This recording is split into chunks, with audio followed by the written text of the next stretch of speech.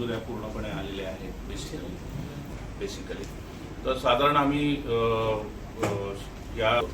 या सगळ्या गोष्टी मार्गी लागतील. ऑफकोर्स हा डिपेंडन्स आमचा फेनायक्रोस्ट अँड डेट तुम्हाला देऊ शकत नाही, पण येस हा प्रोजेक्ट मंजूर होऊन मार्गी लागण्याच्या मार्गावर आणि स्थिती मांडायला थोडासा उशीर झाला असं आपल्याला वाटत नाही. पेक्षा जे काही आज सुरू आहे त्याच्यावर आम्ही आमच्या पातळीवर नरेटिव्ह आणि निगेटिव्ह नरेटिव्ह चालू आहे बेसिकली.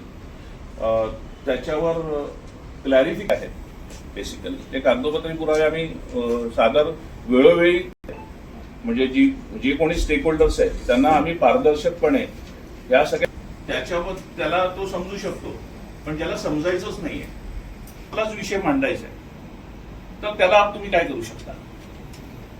14 वर्ष बेसिकली पण तो कशामुळे झाला हे पण समजलं पाहिजे. समोरच्या व्यक्तीने ऑब्जेक्शन दिले त्यामुळे तुम्ही आज प्रेस कॉल देता का? म्हणून प्रेस कॉन्फरन्स घेतली. 100%. आणि असंही एक म्हटलेलं की म्हाडाने किंवा गृहनिर्माण विभागाने त्यांच्या स्टेटमेंटमध्ये होतं नरेंद्र पवारांच्या, तर नेमकं काय निर्णय.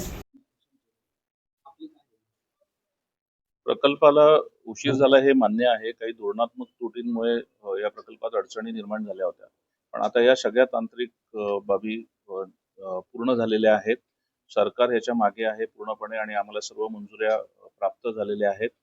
प्रकल्पाची वित्तीय मंजुरी पण सगळी पूर्ण झालेल्या आहेत आणि लवकरात लवकर प्रकल्प सुरू होण्याच्या मार्गावर असल्यामुळे आमची विनंती आहे उपोषणकर्त्यांना की त्यांनी लवकरात लवकर त्यांचं जे काही त्यांचे गैरसमज असतील ते दूर करावेत आणि या प्रकल्पामध्ये त्यांनी सामील व्हावं आणि त्यांना म्हणजे हा प्रकल्प पूर्ण व्हायच्या मार्गावर नक्कीच टायकून्स हा प्रकल्प पूर्ण करेल आणि या प्रकल्पाला 90% सभासदांचा पाठिंबा आहे.